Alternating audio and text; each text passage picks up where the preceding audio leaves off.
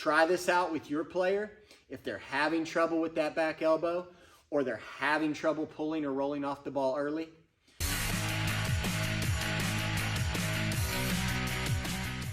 Coach Clay here. I've worked with thousands of kids over the last 20 years at my facility, coaching teams, and I've seen two common problems in lots of swings that have very simple solutions.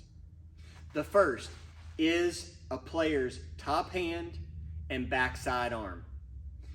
When we get in our setup, and then more importantly, in our hitting position, this back elbow needs to be floating out and our top hand needs to be strong and ready to strike. Parents realize this, coaches realize this.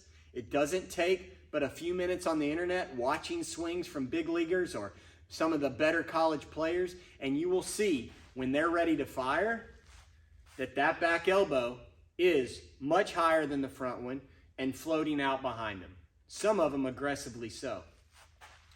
In response to seeing this, parents and coaches often yell for their players to get their back elbow up.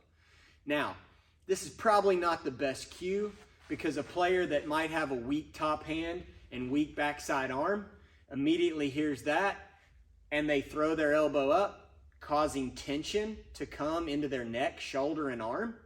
And whenever we're tense, we're slow. When we're slow, we have less power. When we're tense, we can't whip.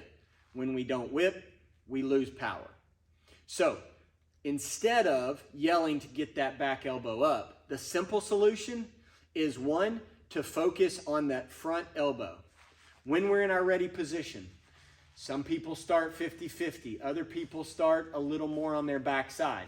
But when you're in that ready position, tell your players to make a check mark in their front elbow and to keep that check mark down by their belly.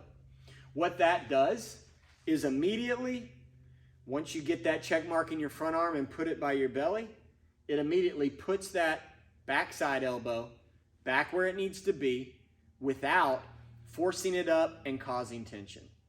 So, first simple solution to that is focus on the front elbow. Get the front check mark in front of the belly.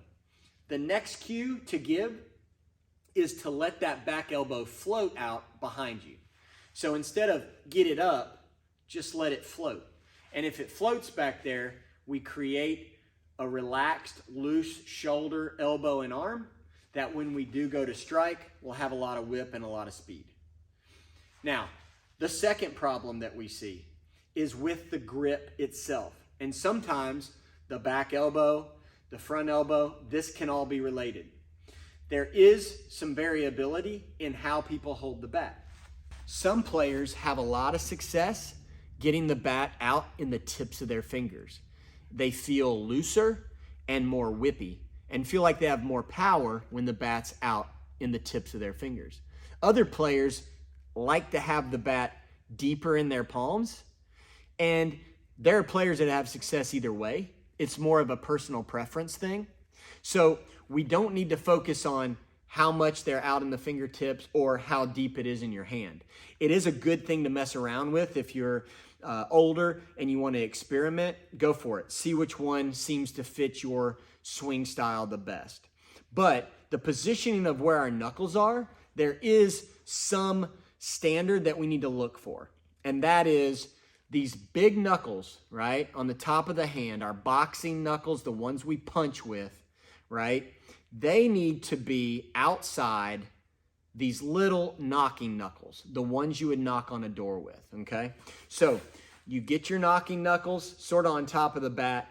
Now, they don't have to be perfectly aligned. If you're comfortable with them perfectly aligned, go for it. But as long as they stay inside the punching knuckles, we're good. And you should be able to put that bat on your shoulder, stick your first fingers up and make those first fingers go the same direction.